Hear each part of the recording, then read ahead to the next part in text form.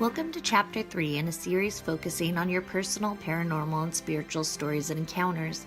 This is a super length video, so get comfy and enjoy. Let's get right into it. Story 1, JN. I recently came across some of your videos on YouTube. I'm about 26 years old. The experience I'd like to share I've always felt was very weird. My first memory, which has remained strikingly clear to me throughout my life, is this. I remember waking up one day and feeling as if I'd been heaved out of one existence and into another, as if I was thrown into our reality.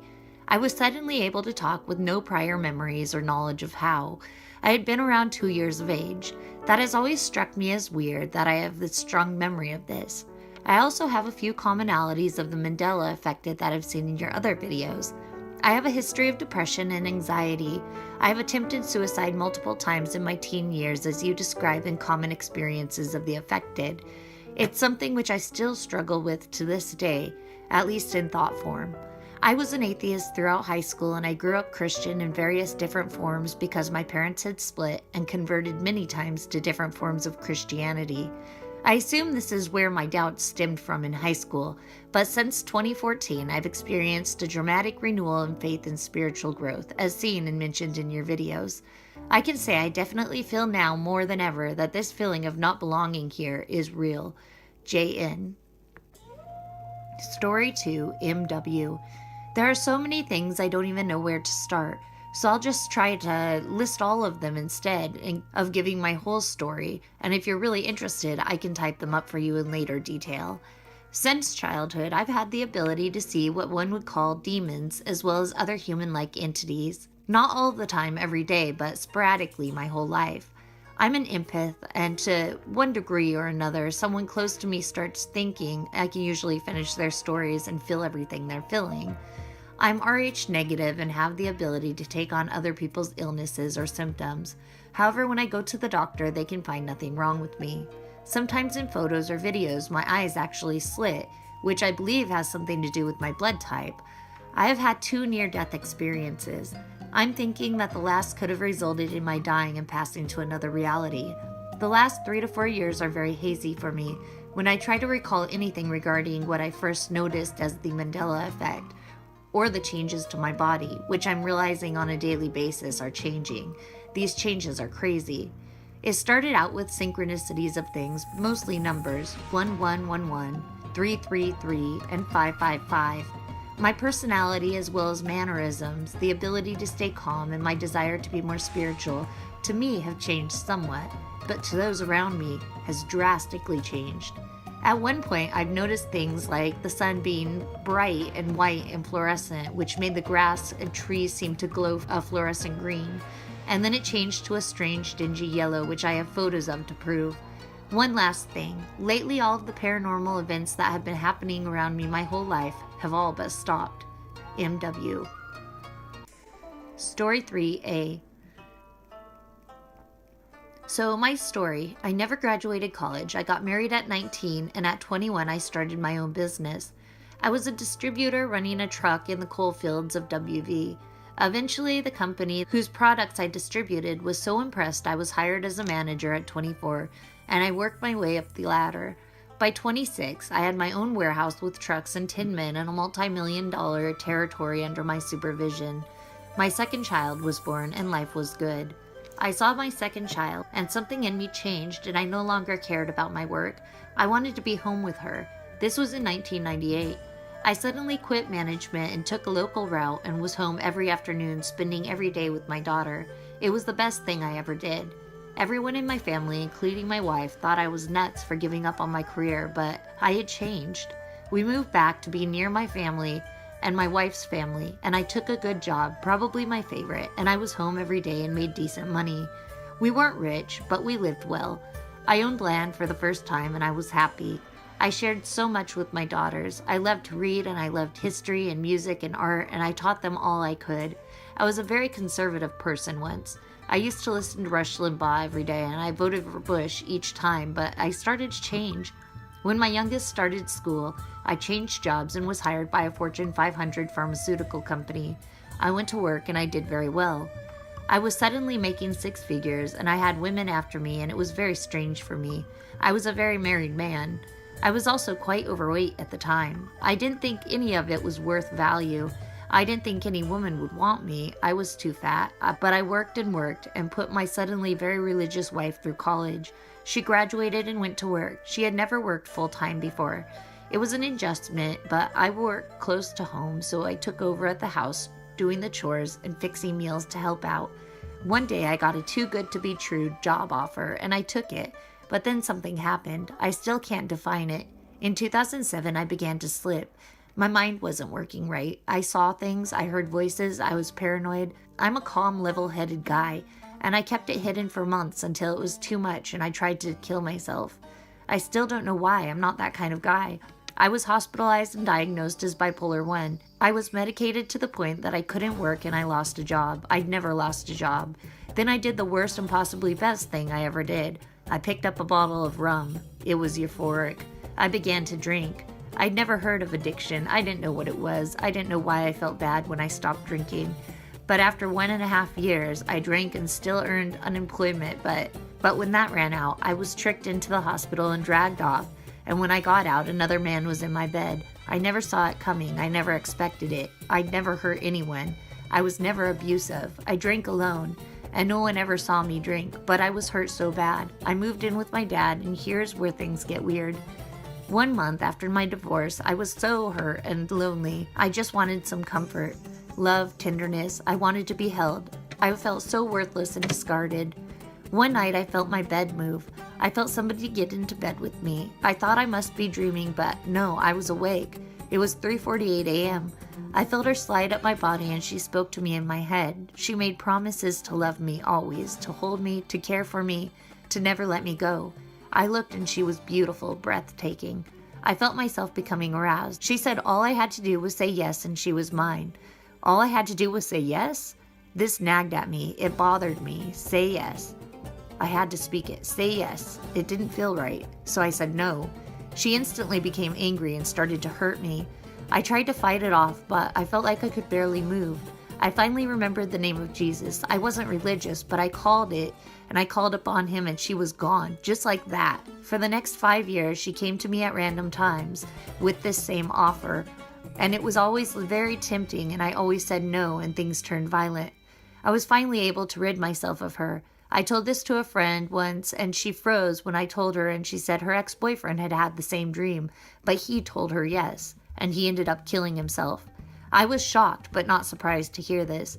A few weeks ago, I was digging into my background, my childhood, and I saw a dark man when I was a child, standing over my bed.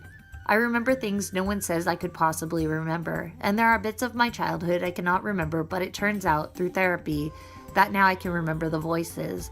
Sounds weird, but they're me somehow.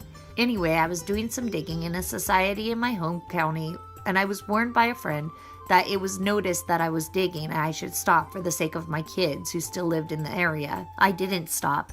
That angered me and I went deeper, even to stop at my old school to dig into the gifted program that I was in, and that I just can't seem to remember what went on after all those classes I had attended. That night I awoke hearing voices, but not my voice. It was 3:48. I looked up. Standing in my room were two black hooded figures, all black. They swallowed up any light that hit them. They said nothing. I sat up and I was very weak, but I wasn't going down without a fight. I yelled at them that I wasn't afraid, and they couldn't stop me. I had no fear of death, but I wouldn't be intimidated by these things again, no matter what they took from me. They floated across the room by the side of my bed, and then I was out and woke up the next morning. I was shaken and upset because this shouldn't have been happening.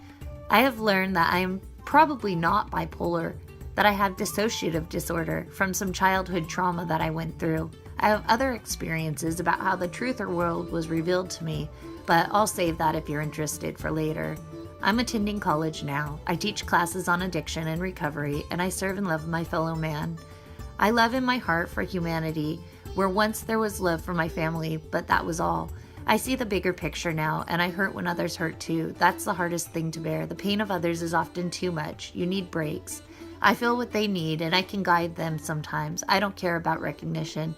I just don't want anyone to face the kind of nights alone that I did, deciding whether to live or die. The world has changed, but it seems there are sides that people are choosing. The battle lines are being drawn. You either choose the light or you don't. That to me is what the Mandela effect is. Story 4 AS. August 8th, 2015, just before midnight, I was reading information on how the Egyptians believed that stars were souls. I found this belief very interesting at the time, as I was also studying flat earth material and had many questions.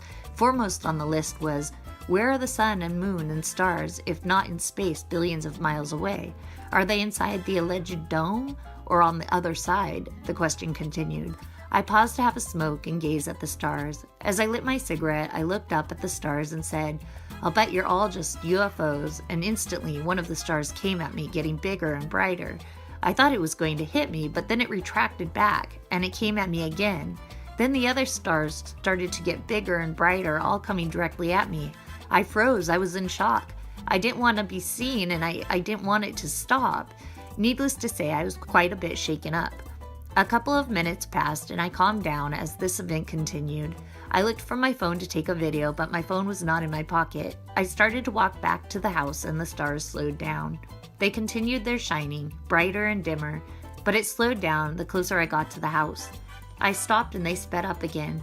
Realizing they could see me and that they were probably intelligent, they could communicate with me. So then I decided to say out loud, I'm going to get my phone. If this is for others to see, I'll be able to record it.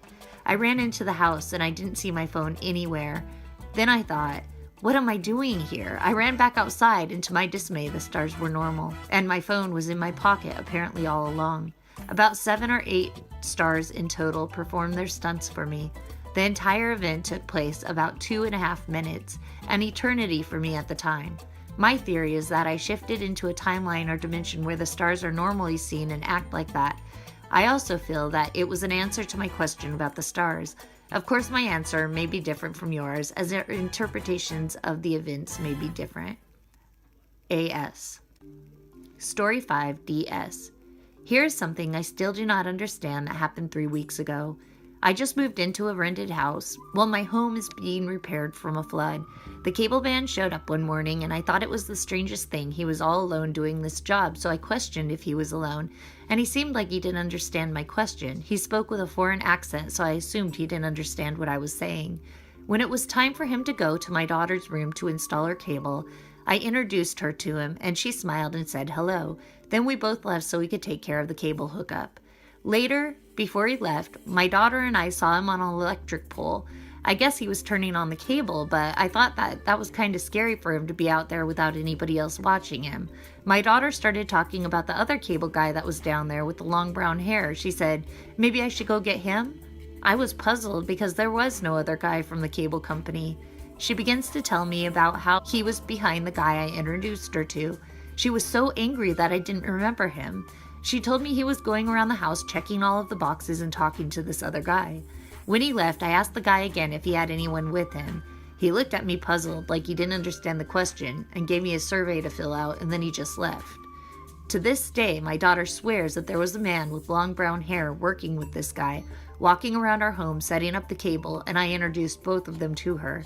The thing that bothers me is I was so concerned about why he was by himself when he drove up, and that's not something I normally care about. Did she see something that was there that I didn't see? And did I have a feeling somebody else was there but they weren't seen? DS. Story 6 BH. This will perhaps be chopped down version of my life. I was born with Klinefelter syndrome, genetics of XXY. As you probably know, females are born as XX and males are born as XY, so I am both. Now, I didn't find this out until I was 27 years old back in '97. Now, instead of giving me some type of psychological help or analysis because I lived like this for 27 years of my life, the VA hospital endocrinologist told me that to prolong my life, I should start testosterone therapy. So in doing this, I noticed about 3 to 4 months later that I had totally changed. So I started avoiding taking the injections, and after a year or so, I was not taking them anymore. The changes I noticed: I was highly aggressive and had wild mood swings. Now, while I was in the US Army from 90 to 93, I injured my right hip, and to this day I have to be careful what I do. Otherwise, my hip will pop, which feels like my hip is dislocated, and my leg will go dead for a few seconds to a few minutes. I was also constantly in pain. The Army had me go on some NSAIDs and some opiate painkillers. The VA continued to give this to me until one day they pulled me off the narcotic opiate painkillers and said I didn't need them anymore, and didn't give me any support to deal with the opiate withdrawals.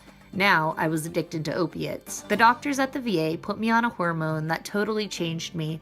I basically felt like something went wrong. I did something wrong. I was heavily using heroin at the time in my life, and I basically just gave up and gave myself a mass heroin overdose in '99. The only thing I can really remember of that NDE was that I felt like I was home. Any question I could ask, I knew the answers, and I wasn't scared. I was totally at ease and relaxed. Next thing I know, I hear in my mind, "This isn't your time." And I woke up in an ambulance with them asking me what drugs I took, etc., etc. You would think that would have been a wake-up call, but no. Addiction's a very powerful thing to overcome.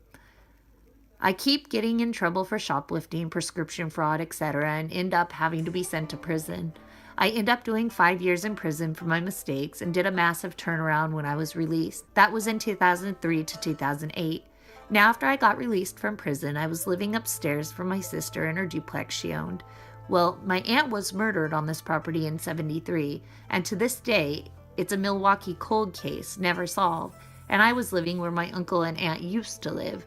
I woke up in the middle of the night feeling somebody tap on my shoulder, which felt like Morse code. When I researched the pattern, it was my aunt's initials, SW, which totally blew my mind. In June 2010, I got back together with my past partner. We split on good terms when I went to prison. I told him to go about his life, and when I got back, I was ready to contact him, which I did.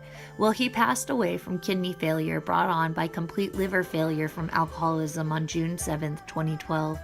After he passed away, my sensitivity ramped up again, and I started having paranormal activity in my apartment.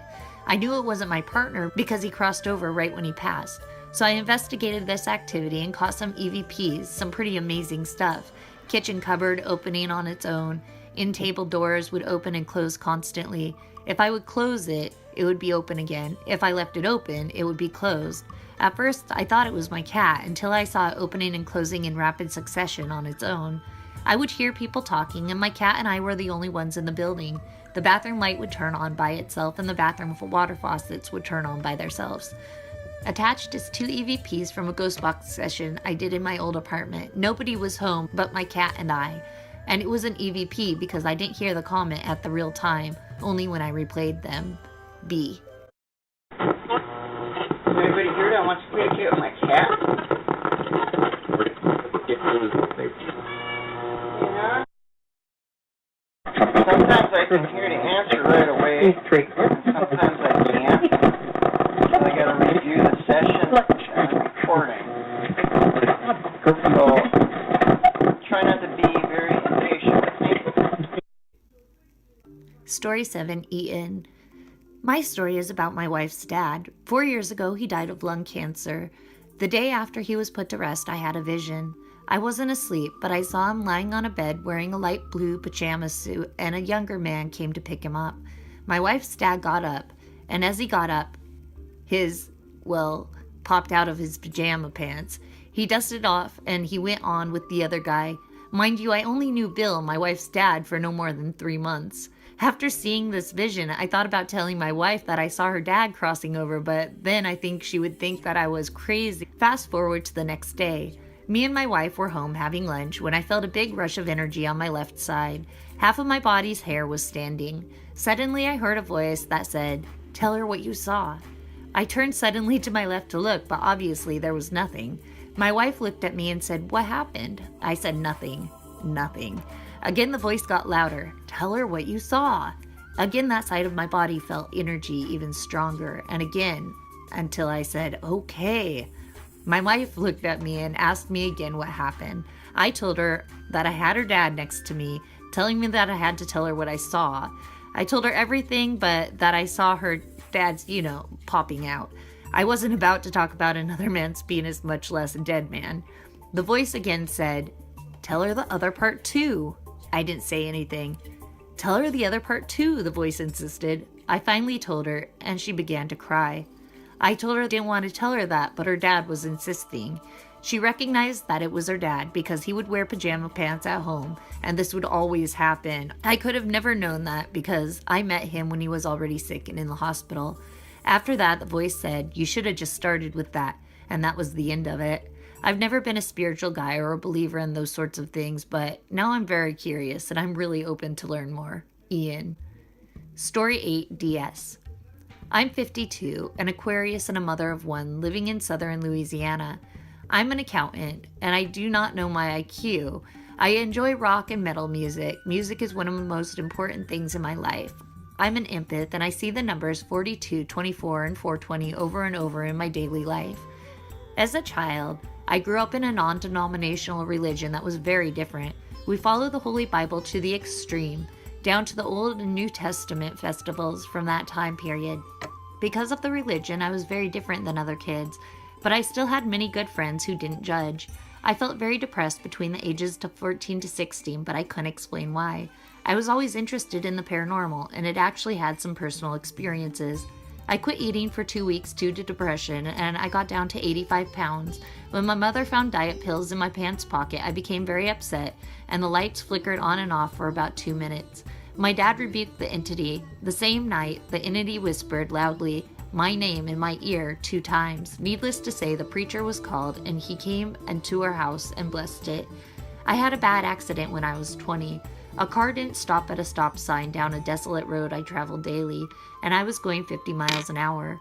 Before the accident, I knew that one day I would get hit in this intersection. While my car rotated, I saw my life flash before my eyes, backwards from the age of 20 to a baby, with family and friends, pictures in between, ending with a coffin and red roses on top with candles. A witness who saw the accident said my car rotated, the door to the passenger's side opened. I flew out and over the car, landing really far in the middle of the road. My seatbelt was on, but somehow it had failed. If it had stayed on, I would have died. I didn't have one broken bone. However, the skin on my kneecaps looked horrible because I'd landed on my knees on the blacktop. The first person to pass me on the scene was my father. He said by the distance and height I was thrown from the vehicle, I should have been dead. He was certain that the angel of God caught me and broke the fall. I was in the hospital for a week, deeply bruised and deeply sored. I married at 20, started having lucid dreams where I would get up out of my body and walk around the house. I noticed something off in my dreams and run to my bedroom to see myself sleeping. I would lay back down on myself and try to wake up. This happened many times. Later, I started having an evil entity bear weight down on my chest and hold me down. It was dark and it made growling sounds, evil low noises. I fought it off of me more than 25 times, so it wouldn't still my soul. I know for a fact it was trying to kill me. I kept trying to get my ex to wake me up, but couldn't get his attention. I was able to get out of these horrifying events each time by praying for help. The last time this happened was about 8 years ago. DS. Story 9, Story 10, and Story 11. Peter Anderson. I met, let's call this girl Maria. It is my son's mother. My son is now 12, he's turning 13 this year.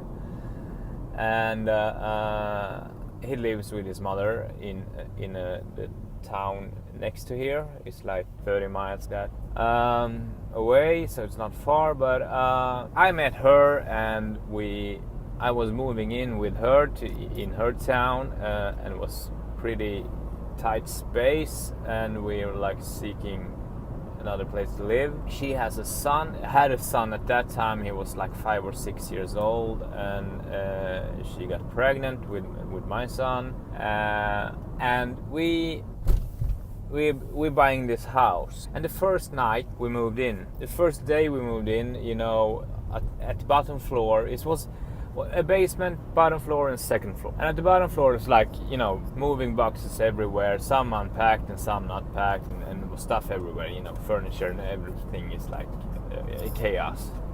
And the only thing that was okay was the bedroom. I did that first thing, so when we got tired, we can at least go to bed properly. And we were excited. We bought this house and was positive, and yeah, we got a house and small house.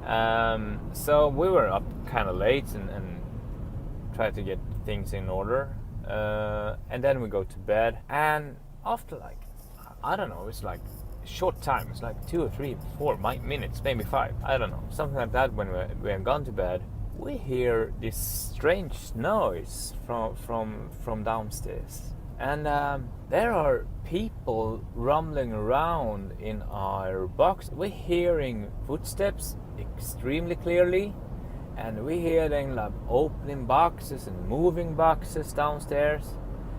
So we actually thought we have burglars in the house. So I say, let's call the police. I was thinking, if we're going downstairs and they have like a gun, or they like drug addicts, easily hurt us or kill us. So I was thinking, we're calling the police. And Maria, as we call her, says maybe we should call this friend of mine, and he can come over and check downstairs through windows. So we did that after maybe 10 minutes of this, and he said it was in the middle of the night now, it's like 1 o'clock in the morning, and he was said, okay, I'm gonna come, but during the time until he arrived, it's like increasing this kind of noises. So then we heard like really heavy footsteps going up the stairs, and I was laying in the bed and just watching over my feet, and then it's the entrance, and the door is open, and when you're going up the stairs, you're gonna pass our door after like the first step of the stairs. So we're hearing those steps, boom, boom, boom, up the stairs, and I could just count down, now I'm gonna see him, and there was nothing coming. And this happened like 3 times up the stairs. And then this friend was coming over, and we had him on text on the telephone, and he was outside and just peeking in and said he couldn't see anything. And we're saying, okay, you can go home now. We're calling the police, because we didn't want him to go in if there was someone there, because we were totally sure there was someone there. He did go home, and we stayed in there, and after a while I took all my courage I had left in me. And you know, in Sweden we don't have guns and stuff like that, so we don't have that to protect ourselves, but I felt that I'm going to need some kind of thing to protect myself, or yeah. So I had this big sword, the Excalibur.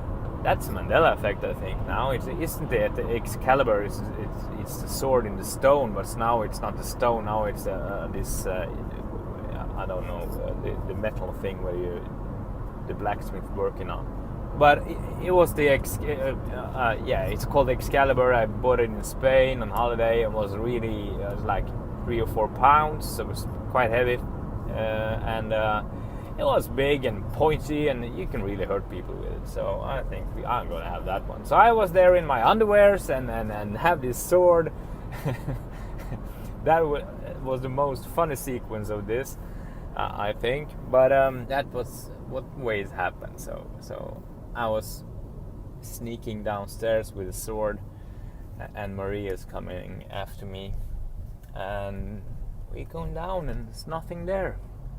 And I have heard this clappering sound, and it was a pedestal you can fold up where you have flowers on, and you can fold it together, and it was standing, 2 or 3 of those were standing against the wall, and when I touched them, it was, you can hear the wood against wood clappering like sound. It's like exactly what I heard, and I was thinking, oh, maybe it's like some kind of wind blowing, and we don't have any air conditioning in Sweden, and we don't need it because it's so cold here. And I don't know, wind can't blow inside the house. It's not possible. But that was my kind of take on it right then, there and then.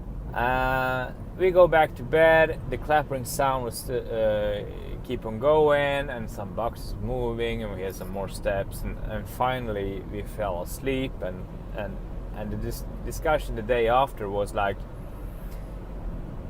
are we going to sell the house? What do you think? We have been there for 1 day and was thinking of selling the house the first day because it was pretty obvious that something extraordinary was going on there. Okay, here we go again. The same house we have just moved in. Maria's son, 5 or 6 at the time, he had the smaller, there were on the second floor there were 3 bedrooms, the master bedroom, and there were 1 smaller bedroom and 1 bigger bedroom. The smaller bedroom was rectangular in shape, so it's pretty narrow and long, so you could only have the bed in one kind of in the direction of the length of the room.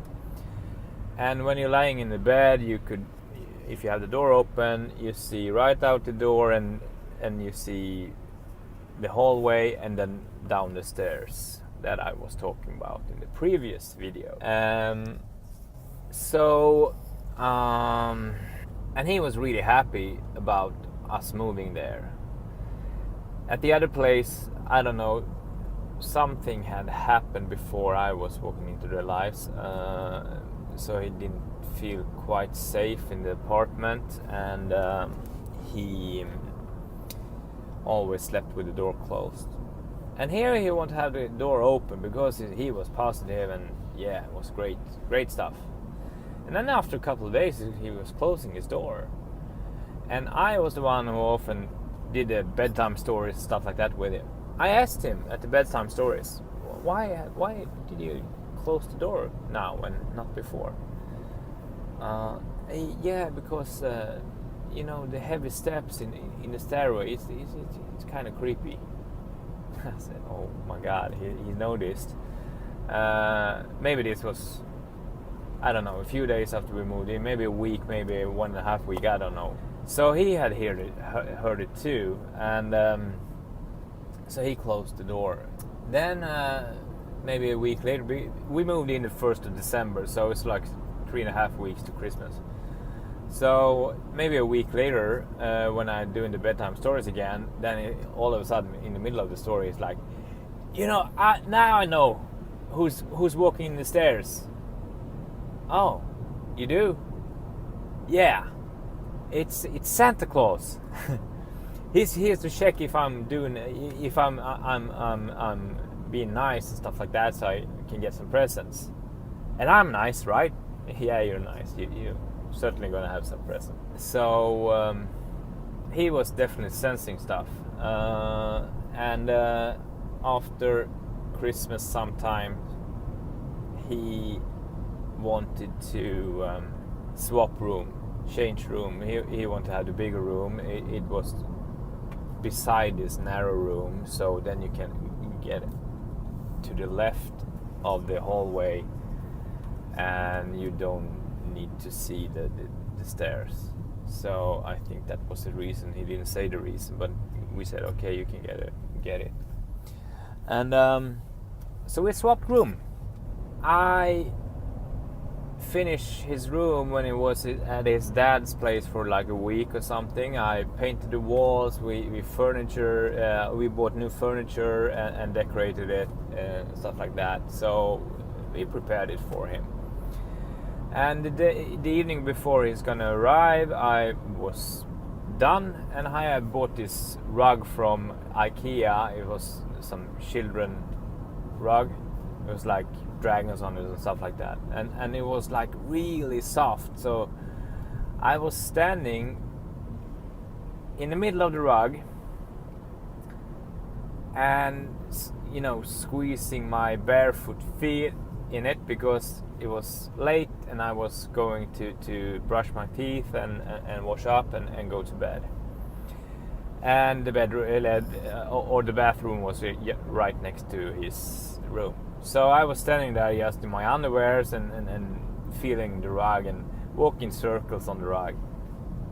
I'm thinking, he's gonna like this. It's gonna be great with all the stuff and stuff like that. So I did go next door to the bathroom and did my stuff. I'm brushing my teeth, washing off, and I had the door open, and the door to the bathroom and the door to his room was like colliding together because they were so close. So I just stepped out, and when I just stepped out of the bathroom, I right into his room. And in the middle of the carpet, on the rug, in the dead center of it, stands an elephant. He has a big elephant toy, and it was standing there in the middle and facing the door right at me. Strange. I just was there 5 minutes ago, and you know, squeezing the rug with my feet. I thought it was strange. It was creepy. It was not strange. It was creepy. Oh yeah. And I said, Maria, where are you? Did you put the elephant on the rug? And she's like, what are you saying? From downstairs in the kitchen, I think. And I was screaming louder, well, did you place the elephant on the rug? And I said, no, what are you talking about? I just put it back on the shelf and closed the door. Story 12J. I have ghost stories, but not where I visually see them, just witness their presence, like being choked. Well, my friend could see the ghost and describe the ghost to me. All the while, years passed, I dreamt of this person being killed. I didn't know what, just something to do with their head and dying, and then lo and behold, they killed themselves and came to me. My ex's girlfriend, who had resented me because I had had his child, who I never met. P.S. I have numbers of countless UFO stories over the past years in the country. These are witnessed by others too, and not just myself. J. Story 13. KC.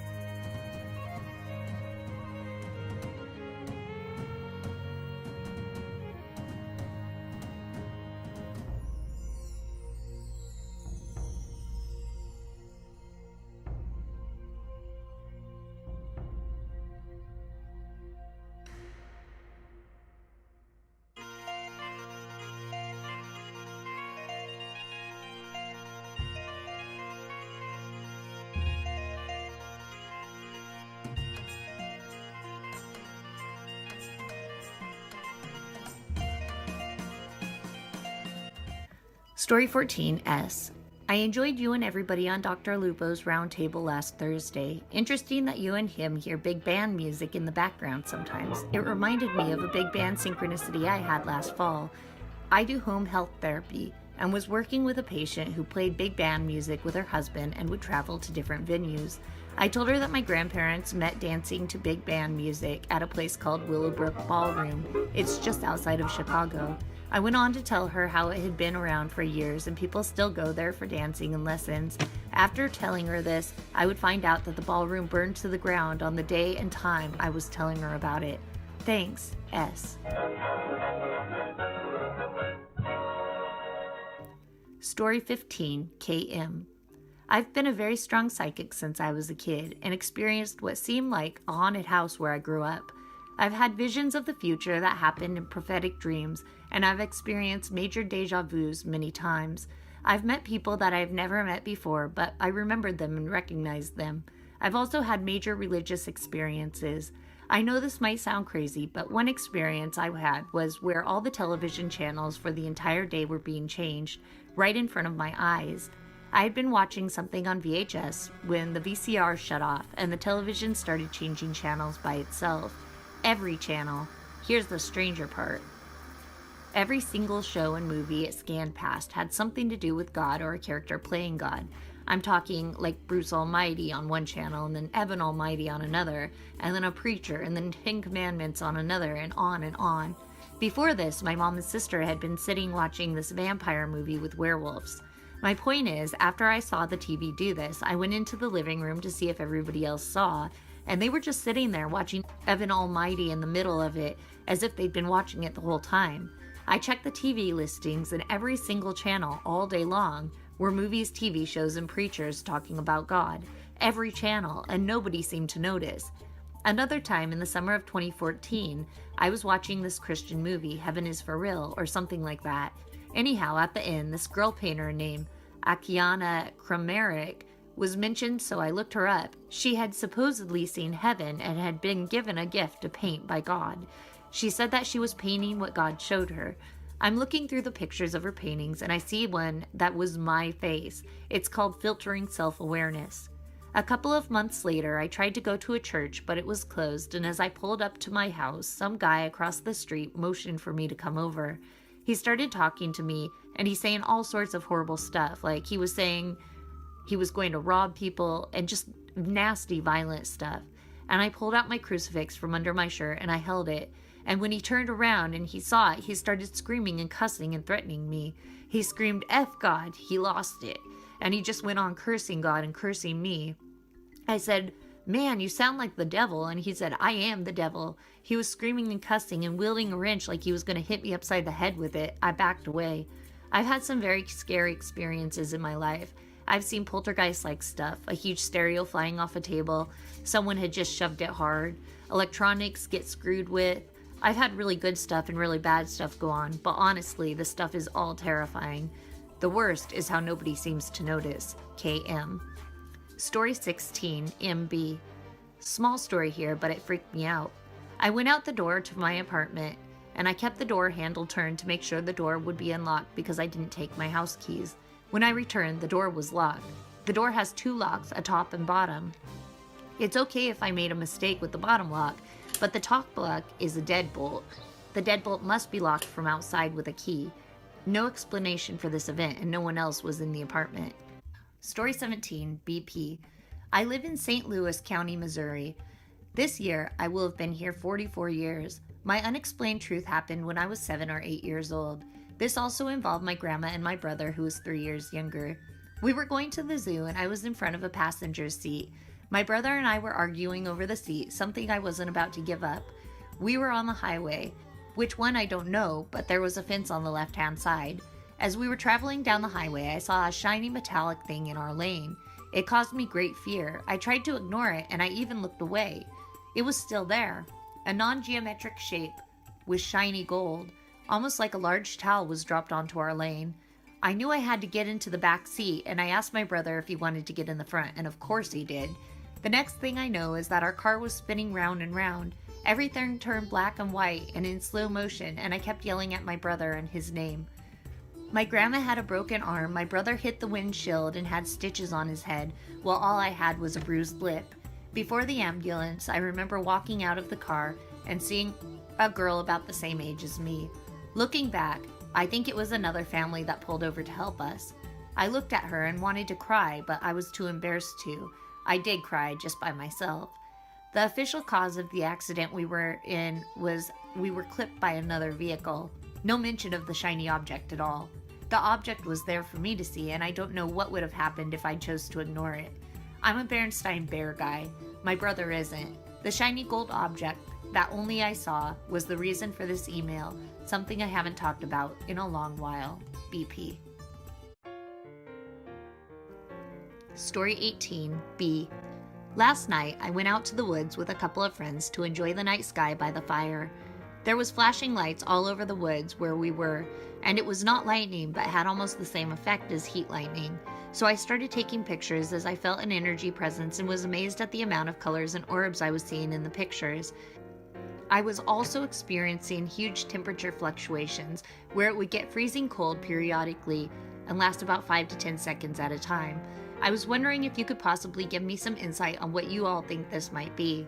I've been experiencing strange things recently. I took many back-to-back pictures. Some had orbs, others didn't. B. Story 19, Moz. My spiritual path is pagan. I was raised Church of England, then became agnostic atheist for roughly 20 years, and then some interesting events started happening to me, which finally led me to my path. In actual fact, I class myself somewhere between a witch, a druid, and a Zen Buddhist. I have strands of all three belief systems within me, and I equally have no problem with Christianity. I personally feel that Jesus was a man way ahead of his time, preaching peace and love and being punished for his beliefs. I've had numerous fascinating discussions with Christian friends of mine on the subject, but that's another story. Like I said, I'm not afraid of death or of spirits around me. They've been around me for the past 20 years, and I'm on friendly terms with them.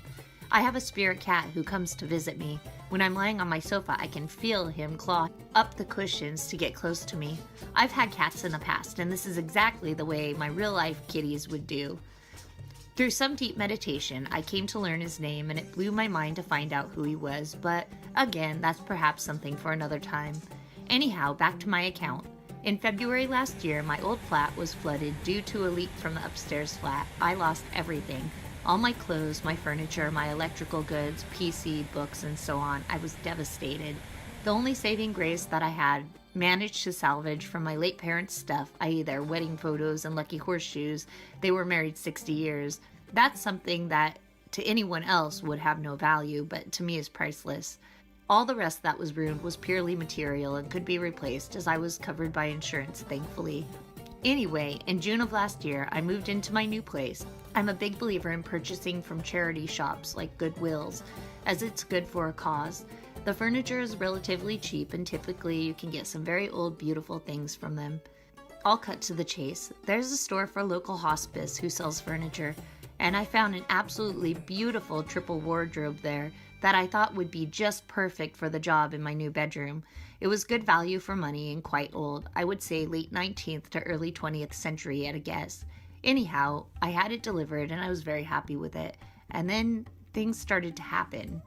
I was still unpacking, so I had boxes everywhere, perched one on top of another, but completely stable. One night I was sitting at my PC when there was an almighty crash, and I looked to see one box fall directly into the larger one beneath it. Now I know for certain that it had been secure above it, not just on the tip of the box below, but with a good couple of inches on either side. They were set perpendicular to each other at 90 degrees. There was no way that box could have moved, and I'd put money on that fact. Anyhow, that's a quick introduction. There were a few more oddities that happened in the next few days, things moving around, sudden noises, etc. But I live in an old manor house, so I know there are most likely spirits that dwell in the place. I have no problem with it.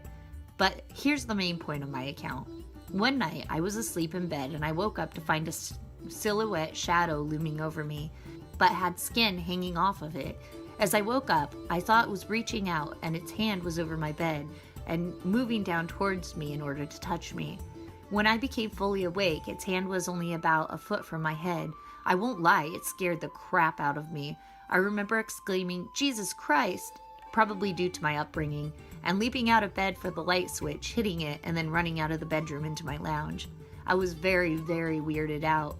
But the interesting thing is that as I leapt out of the bed and hit the light switch, I had an overwhelming message given to me of, "I'm sorry, I didn't mean to scare you." Upon reflection, I concluded that it was trying to make contact with me, not to scare me. To reiterate, there was a strong feeling that he or she was trying to apologize for scaring the pants off me. I'm convinced that the spirit was attached to that old wardrobe, most likely its former owner, and that the wardrobe had been given to a charity as part of their estate when they passed. Again, I mentioned death and spirits hold no fear for me.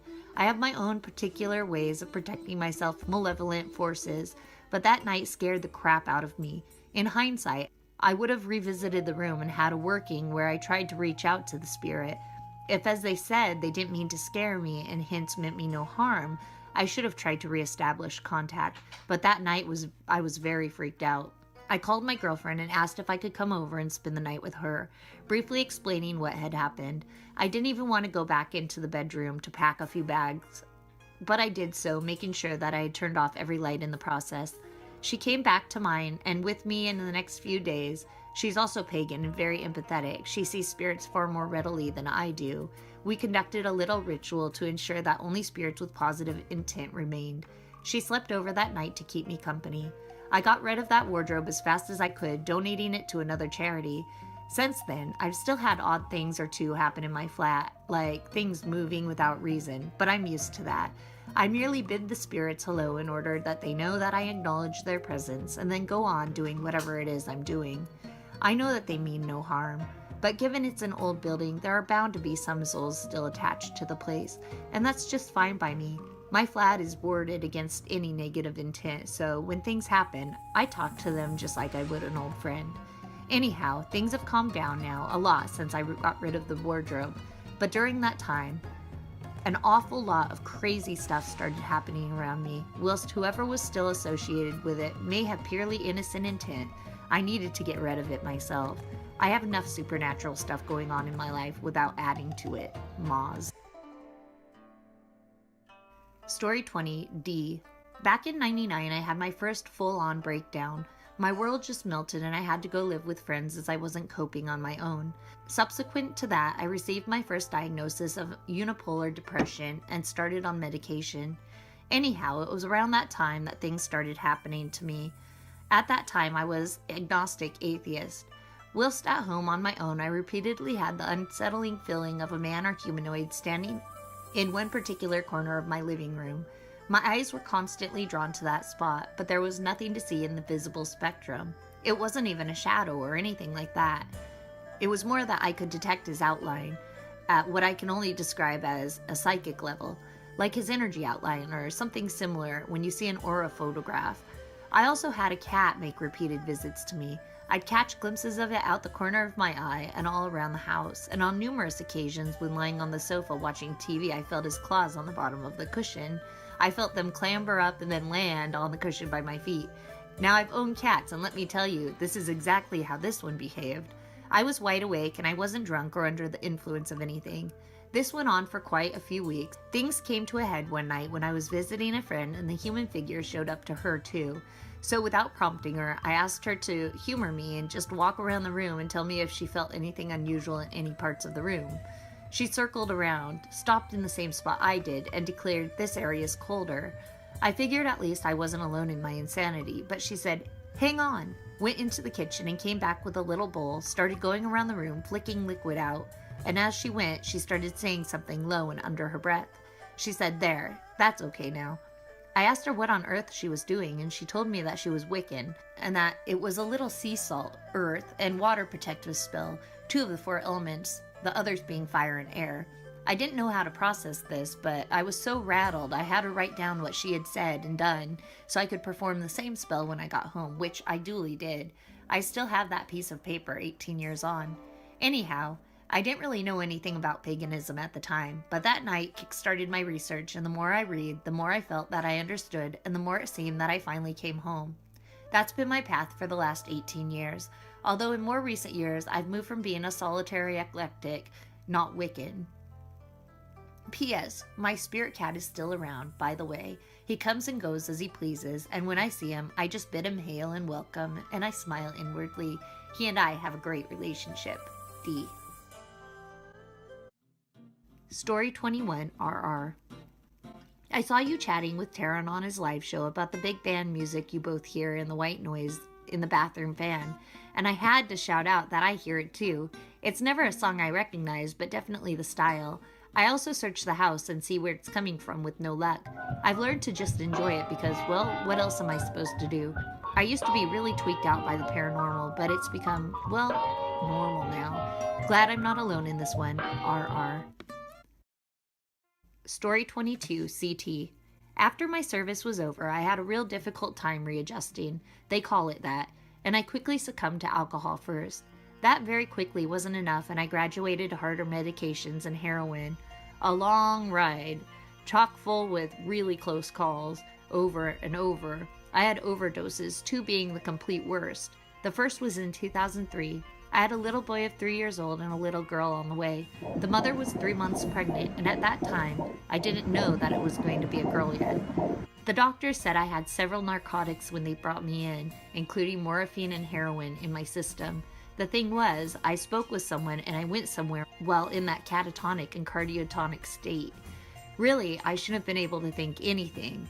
But, and I know this is going to sound far out, I saw lots of things, some pretty scary shit. There are some parts of this that I believe were pulled from my memory intentionally. Let me explain. After the ride to the hospital, I was still kinda conscious. I hadn't slipped quite away yet. When the orderlies came out to get me, they put me in a wheelchair. I had my face in my hands to shield me from what I was seeing, which was these beings, the creepy SOBs everywhere. The closer I got to the entrance of the building, the more they tried to literally stop me. The one orderly barked at me to stop sliding out of the chair, but I couldn't help it. These things were pulling and tugging at me. Their motions seemed exaggerated, as if they were applying strength to me, like in night terrors when you try to move your complete arm, but you can only move a finger. I remember the orderly asking me what I was seeing out there, as he was cutting my clothes off. I did try to explain, but it was short-lived and the smirking and laughter started.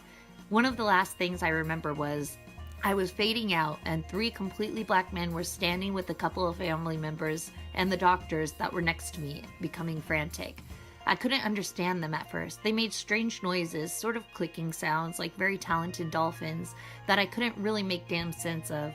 Surrounded by these strange men dressed in very small, I'd say maybe animal-like hides, they also had very distinct markings on their face. In the light, it looked like white paint with some types of bumps under it. Each one had different markings. I started becoming calm. The hands on the clock got really strange until time really meant nothing at all to me. I could eventually understand their language. Everything I asked was answered, and I mean everything. The big things. Why are we here? What makes the world go round? I knew I was with them for an eternity and only a short time also. I knew that I had traveled through, well, what I guess would be time. I really only paid attention to the one man. I like to call him Captain or Father. Suddenly things seemed to stop and we were standing in a savanna. It was a place with high yellow grass. The climate was perfect. Not too cold, not hot, not windy, just beautiful and perfect. He pointed to a hut where a woman was seated in front and he exclaimed, "That's your mother, now go to her." I looked at her and she was so familiar and welcoming with her arms extended as to wait for my rushing embrace. But I was shocked. Although familiar, I told him, "This is not my mother. She does not look like this." He seemed disturbed, as if I should know this stuff. He explained, "Every man on this planet comes from one of 7 mothers and 2 fathers. This is your mother." For the first time in forever I had been with him, I started to become afraid again.